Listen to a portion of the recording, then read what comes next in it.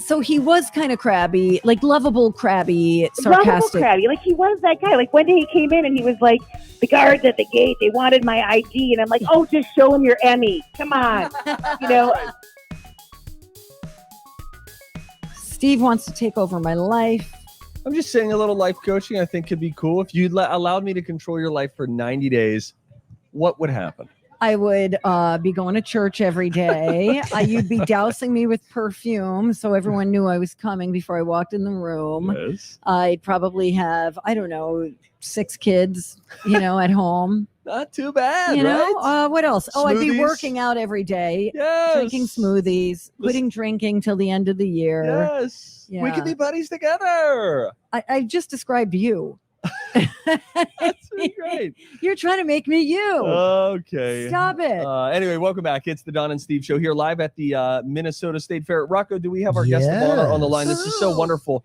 So the other day, of course, everybody found out the news over the weekend that legendary actor Ed Asner passed away at the age of 91. And then I was on Instagram and seeing various tributes. And then in Melissa Peterman, Minnesota's own, you will have to forgive me here because this is a part of your career that clearly, I know that you know I haven't fully seen Fargo yet either, but clearly I blocked this out of my mind because I did not know that you worked on the show Working Class or that you worked with Ed Asner. So I believe I should be starting with a welcome and I'm sorry. Melissa, good morning.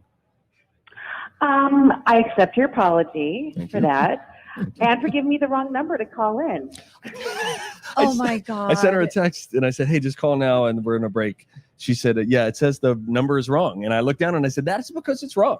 I gave her the wrong. That's very triggering. It felt like high school again. Like, no, just call me there. No, that's my number. No, call me Melissa. And you're like, that's a Domino's pizza. Place. I'm so sorry. We're so happy that you were willing to call in on such short notice. I read your beautiful tribute to Ed Asner, and I thought this is just so it was so well said on Instagram. Follow her if you don't already at Melissa Peterman on Instagram. But I found out that you had some real personal interactions with Ed Asner. Tell us about the time that you first met that legendary actor and what it's like chatting with him and getting to know him in person.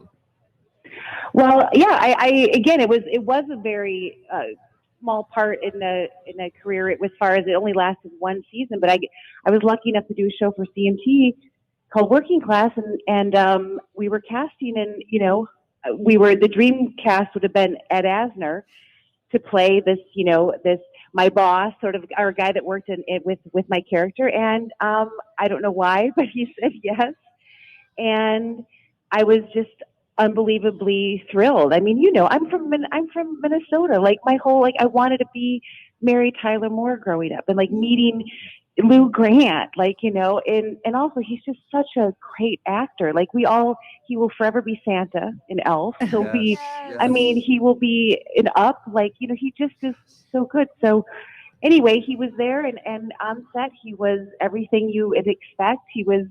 I think I said it in my post that I was so terrified in the best way to do scenes with him, because you're like, how do I say words with a legend? And then he would be, he is sort of a gruff on the exterior, but underneath he's just the softest, most kind-hearted man. And honestly, my favorite interactions was I would go to his house and bring lunch or banana bread. And I would bring my son Riley, who was maybe barely 5, maybe 4 and change, and to his house, and I'd sit and talk with him. And there's 7 Emmys on the mantle, or maybe they're strewn about because he just had so many. And Sure. He was funny. He was so funny, and he has worked with everyone. And if anyone is on any sort of social media feed now, it was flooded with stories about him because he was kind and good to everyone, and nobody would forget working with him. I remember at one point I do remember saying stuff like, Ed, you can't swear in front of the kids. There's kids on set. Okay, see, that's that's what I was wondering about, because of the characters he plays were always crabby guys. Yes. He was kind of crabby, lovable, crabby, sarcastic. Lovable, crabby. He was that guy. One day he came in and he was like, the guards at the gate, they wanted my ID. And I'm like, oh, just show them your Emmy. Come on. he was, but underneath it, like just like so soft. Like he would never and by the way, he was such a fighter for actors' rights, like in Screen Actors Guild, and he cared about issues, and he was passionate as well, and so that just sort of would tickle over. But yeah, there was a lot of times where you'd have to go, Ed, remember Cameron's sitting right there. But he was he just loved it. He was wonderful. Now, I've got a question. You sort of just mentioned it casually in passing, both here and on your Instagram post. And I'm like, wait a minute. Let's help me understand how this really plays out. Taking lunch, taking banana bread to the legendary Ed Asner's house. How does one broach that topic? How does one get invited? Does one invite herself over?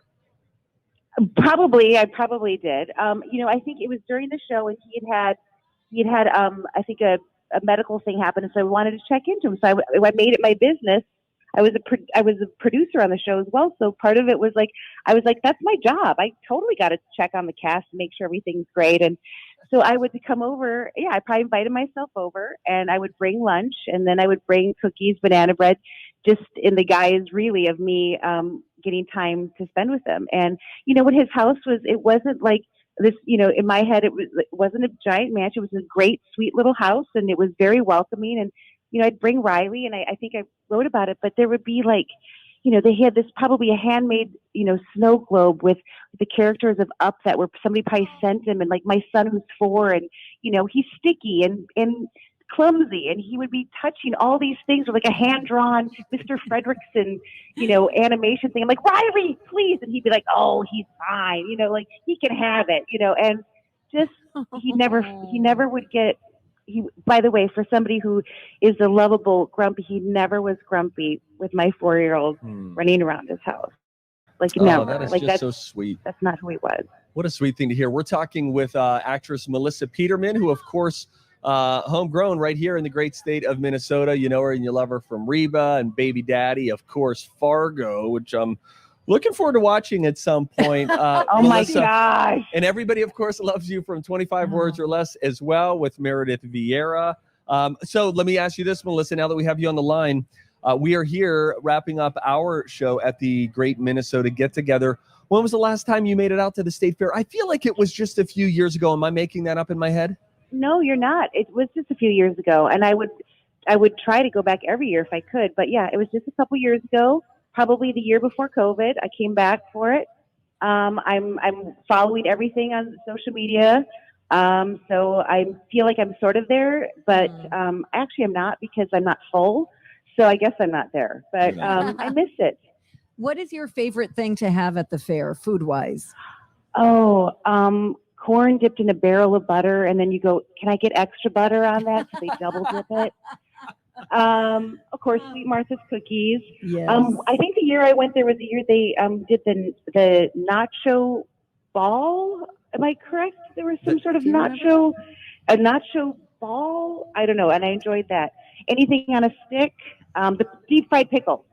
Deep fried pickle, so great. good. We just had a couple days ago, yesterday actually, we had deep fried olives on Twin Cities Live, which we've had, Melissa, many times, but it maybe been 3 years since we had last tried it. And oh my goodness, it's funny how some of the state fair food, maybe it's the nostalgia, maybe it was the year off last year, but some of it can hit you anew all over again, where you feel like you're enjoying that state fair delicacy for the very first time. I'll paint the picture for you too here, Melissa. First of all, it's beautiful. Such a beautiful week here in Minnesota. It's breezy. It's mid-70s right now. Virtually no humidity. But the crowds have been about half of the record size. So we really keep up on the attendance here at the State Fair.